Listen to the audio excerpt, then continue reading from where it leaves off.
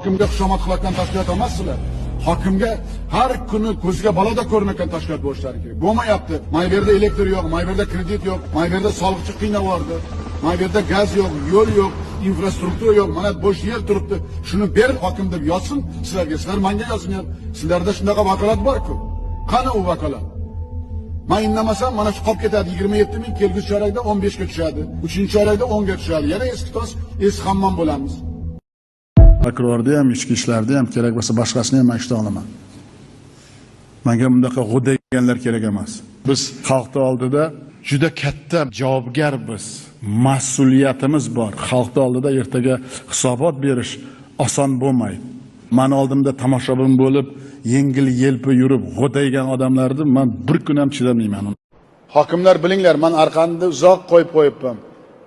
Endi bu Prezident ikkita nomzod berdi, ular ish qilar ekan degan mutlaqo noto'g'ri narsa. Ular ish qilmaydi.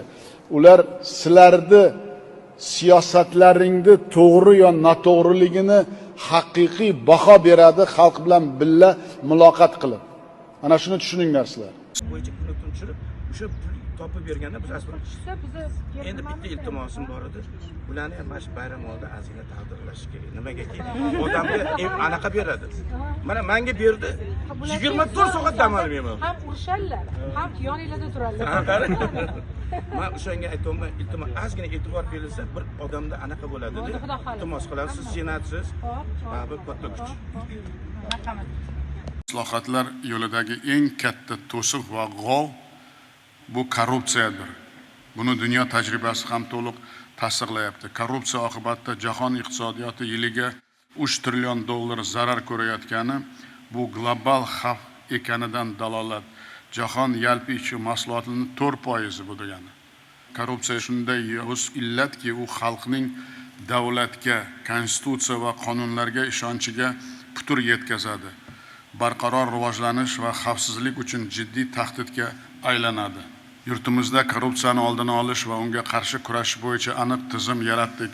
Alohida qonunlar qabul qildik. Parlament palatalarida mas'ul qo'mitalar tashkil qilganmiz. Korrupsiyaga qarshi kurashish bo'yicha milliy kengash va agentlik tashkil qilindi. Eng muhimi, jamiyatda korrupsiya muammosini jamoatchilik muhokamasiga olib chiqadigan ochiq tizim, ochiq muhit yaratildi. Ayniqsa ommaviy axborot vositalarining bu boradagi o'rni va ta'siri ortib bormoqda. Ilgari bu mavzu jurnalistlar uchun mutlaqo yopiq edi. Hozirgi vaqtda mavjud holat ochiqlik va shaffoflik tomonga butunlay o'zgardi. Ochiqlik bo'yicha xalqaro reytinglarda Open Data o'rnimiz 138 pog'onaga yaxshilanib, Markaziy Osiyoda 1-chi, dunyoda 30-chi o'ringa ko'tarilgani albatta birgalikda amalga oshirgan ishlarimiz natijasidir. Takror va takror aytaman, biz ochiqlik siyosatni, so'z erkinligi g'oyalarini hayotga tatbiq etishda hamisha qat'iy bo'lamiz.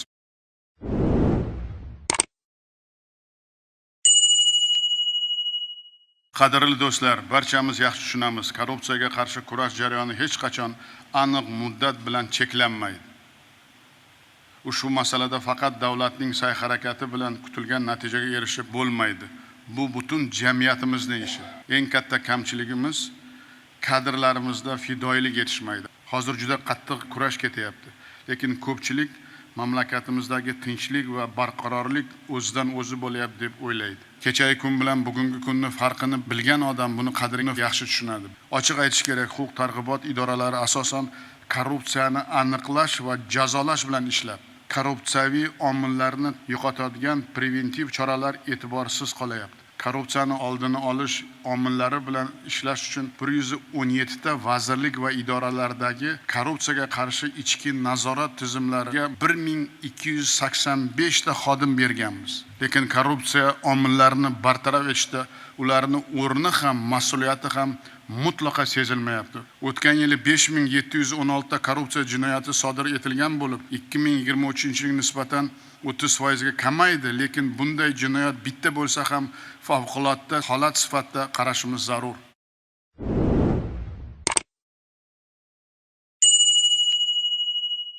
Endi agentlik ish uslubi mutlaqo o'zgaradi.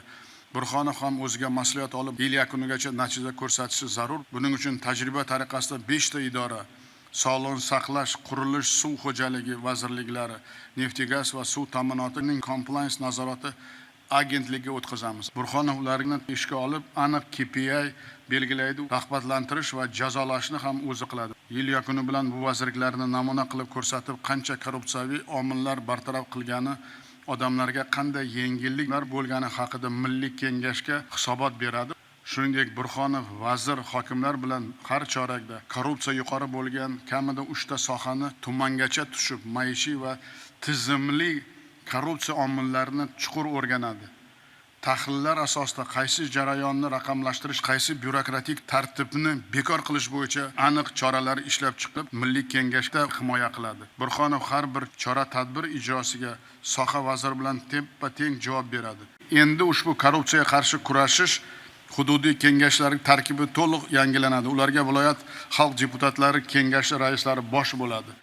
Hududiy kengashlar korrupsiyaviy omillarni aniqlaydi, qidiradi, ildizini topadi. Har chorakda kamida bitta sohada korrupsiyaviy omillarni bartaraf etish, qonun ustuvorligi, jazo muqarrarligini ta'minlash bo'yicha Milliy kengashga taklif kiritadi. Bu borada prezident administratsiyasi qattiq nazorat o'rnatishga majbur bo'ladi. Har bir vazir va hokim bu yil barcha xizmatlar bo'yicha davlat idoralari va aholi o'rtasida munosabatlarni tuman kesimida baholaydigan yangi tizim qiladi. Ko'rsatilgan servis sifatiga aholini o'zi baho beradi. Eng yomon deb topilgan idora rahbarlari bo'yicha xulosa qilinadi. Bosh vazir Aripov bir oyda har bir vazirlik uchun oyma-oy rejani tasdiqlab, ijrosini qat'iy nazoratga oladigan tizim joriy qilamiz. Shuningdek, odamlarimiz suv, gaz, elektrga ulanish, subsidiya, pensiya va moddiy yordam olish kabi masalalarda idora yurmasdan onlayn javob oladigan bo'lishi kerak. Tashqulov Shermatov bir oyda sun'iy intellekt asosida aholining savollariga qo'l telefon orqali sodda javob beradigan onlayn platformani ishga tushirsin. Shu bilan birga sohalarni nazorat qilib, tartibga solishga mas'ul bo'lgan 14 ta inspeksiya bor. Ular juda katta vakolat va kuchga ega, lekin ular davlatga nima naf keltiryapti degan savolga javob yo'q. Bosh vazir Aripov tizimdagi korrupsiyani bilib bilmaslikka olib yurgan inspeksiya rahbarlari ishiga baho berib, 2 haftada korrupsiyaviy omillarni bartaraf etish bo'yicha har biriga aniq vazifa qo'yib bersin. Har oyda bittadan inspeksiya faoliyatini tanqidiy ko'rib chiqsin va ulardan qattiq so'rov qilib boradigan yangi tizim joriy qilsin. Biz insofli tadbirkorlarga qo'shilgan qiymat solig'ini 7 kun ichida qaytarib berishni ko'p aytayapmiz. Biroq soliq rahbarlari tadbirkorlarning 487 milliard so'mlik 2,5 mingga yaqin murojaatlarini o'z vaqtida ko'rmagan. Qani natijadorlik? Uzoq o'ylab bir qarorga keldim. Bundan buyon sektorlar faoliyati bilan prokuror, ichki ishlar va soliq shug'ullanmaydi. Ularning o'rniga endi bosh vazir o'rinbosarlari Ramatov qurilish, obodonlashtirish, infratuzilma, kommunal xizmatlar va ekologiya, Qo'chqorov kambag'allik, aholi bandligi, tadbirkorlik va servis, Hajjayev investitsiya, eksport va sanoat, mahkam va xotin-qizlar oila masalalari bo'yicha o'zini resursi va tizimini ishlatsin. Quronbayev ham juda katta kuch va bosh vazir o'rinbosariga teng vakolat berilgan. Kambag'allik, ijtimoiy himoya, tadbirkorlik bo'yicha islohotlarimiz har bir insonga yetib boradigan ish tashkil qildik. Endi ushbu uslubni tuman va mahallada jinoyatchilikni jilovlash, korrupsiyani oldini olish bo'yicha ham joriy qilamiz. Nima uchun buni aytayapman? Chunki jinoyatchilik jilovi mahkam bo'lgan xavfsiz joyga investor ko'proq mablag' kiritadi. Odamlarimizning ishonchi yanada ortib boradi. Korrupsiyani oldini olish davlat xizmatiga professional va fidoyi kadrlarni tanlashdan boshlanadi. Kadrlarni baholashda eski namunadagi obyektivka degandan voz kechamiz. Ilg'or IT texnologiyalar asosida xodimning malakasi va salohiyati erishgan natijalarini baholaydigan tizimga o'tiladi. Lozimga qo'yishda xodimning qaysi oliygohning bitirgani yoki qayerda ishlagani emas, qanday bilim tajribaga egaligi va ko'rsatgan natijalari asosiy mezon bo'ladi. Yopiq davlat bo'lib, ommaviy axborot vositalarini qo'llab-quvvatlamaganimiz uchun adolat xalqning ovozini eshitmadik. Erkinlik nafasi yoqadimi? Menga yoqadi. To'g'ri, menga qiyinroq bunday ishlash. Hamma aytadi, "Yopib qo'y" dedi. Yo'q, yopmayman. Yana oldingida prokuror, SMB tekshiruvchi bo'laversinmi? Biz niyatimizga yetdikmi? Birimiz 2 bo'ldimi? Shuning uchun erkinlik nafasi ommaviy axborot vositalarida do'st bo'lib, nur ustiga nur gapirsin, adolatli gapirsin. Tanqid qilsin, to'g'ri tanqid bo'lsin. Shu qishloqqa, maktabga, ta'limga foydasi bo'lsa, nur ustiga nur. Men har kuni o'qiyman, internetda ham o'qiyman. Hamma kim qanday gapirgan vaqtim boricha bir 2 soat qo'limga qalam olib, o'zimga yozib olib, baribir 10 ta fikrdan 9 tasi to'g'ri bo'lib chiqadi. Bu yo'nalishda to'g'ri yo'limi yo'qmi? To'g'ri yo'l. Agar bizni yopiq bo'lsa, sizlarni ham hech kim eshitmaydi.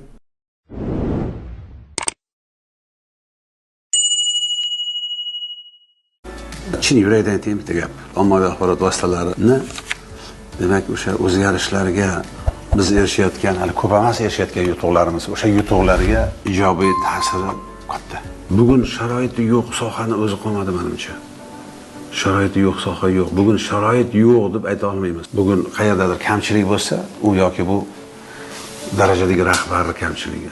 Ko'p hollarda hokimlikni mas'ullari yetib bormagan joylarga jurnalistlar yetib boradi-da. Bu bizning ishimizga faqat ijobiy ta'sir qiladi. Adolatlik tanqid bo'lsa, bu faqat foyda. Faqat o'sha muammoni yechimini tezlashtiradi. Shuning uchun ham men juda ham hurmat qilaman jurnalistlar. Muammolar bor, yechimi ham bor hozir. Moliyaviy manbalar bor. Kam ta'minlangan oilada qanaqadir muammo bo'lsa, uni yechish imkoniyati bor. Bizning viloyatimiz juda ham tadbirkorlik kuchli rivojlangan. Hozirgi tadbirkorlarimiz ham juda ham saxovatpesha. Juda ham chiqqan negativ ma'lumot 1 soat ichida viloyat hokimiga yetkazilishi kerak. Ko'pi bilan 3-4 soat ichida rasmiy veb-sayt va ijtimoiy tarmoqlardagi sahifalarda dastlabki o'rganish natijalari e'lon qilinishi kerak. Ya'ni o'rganyapmiz yoki ko'rdik buni, haqiqatdan ham bizning viloyat bilan bog'liq bo'lgan, bizning tuman bilan bog'liq bo'lgan masala deb fikr bildirish kerak. 24 soat ichida mazkur voqelik yoki hodisa bo'yicha aniq sizlarning pozitsiyalaringiz bo'lishi kerak.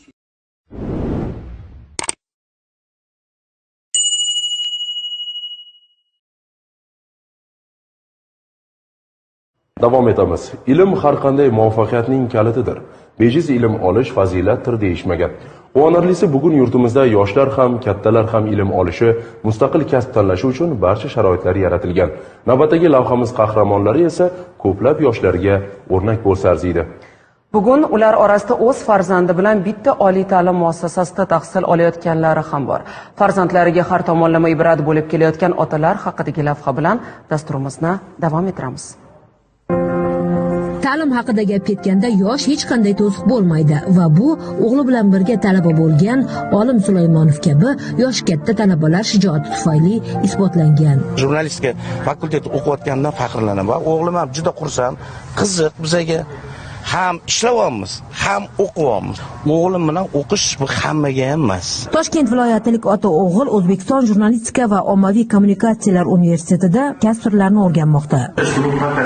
Hozir universitetdagi eng yoshi katta talaba bo'lgan Olim Sulaymonov o'zgacha ishtiyoq bilan darsga keladi. Bulardan o'rganyapman, yoshlardan ham, o'qituvchilardan ham o'rganyapman. Albatta ikki taraflama bo'lishi kerak. Biz namuna ko'rsatishimiz kerak. Yoshimiz katta, masjidga otasi tengi bilan o'qiyotganlar bular ham kerak bo'lsa o'rgatyapti menga. Inson o'z yo'lini topishi va o'z ustida ishlashi uchun hech qachon kech bo'lmasligiga misol Olim aka. Bolasi qatori talabalar bilan ta'lim olishga uyalmadi. Hatto kamgap o'g'lini ham ortidan yetakladi. O'zim ustidan ishlayapman. Nutq jurnalistikani qonun qoidalari to'g'ri informatsiya berib, xalqqa yo u yoqqa yo bu yoqqa biza o'zimiz ustidan o'qishimiz kerak. Adam bilan ikkalamizdan chiqdi birinchi. Keyin shu jurnalistikaga topshirishga imtihon yaxshi bo'ldi. Bizaniki deyarli ikkalamizda bir xil ball 89-90. Olim Sulaymonov ayni paytda xalq deputatlari Qibray tuman kengashi deputati. Oliy ta'lim hujjati bilan Oliy Majlis deputatligini ham zabt etishni ko'zlayapti. Xalq bilan ishlash menda o'sha tajribasi bor.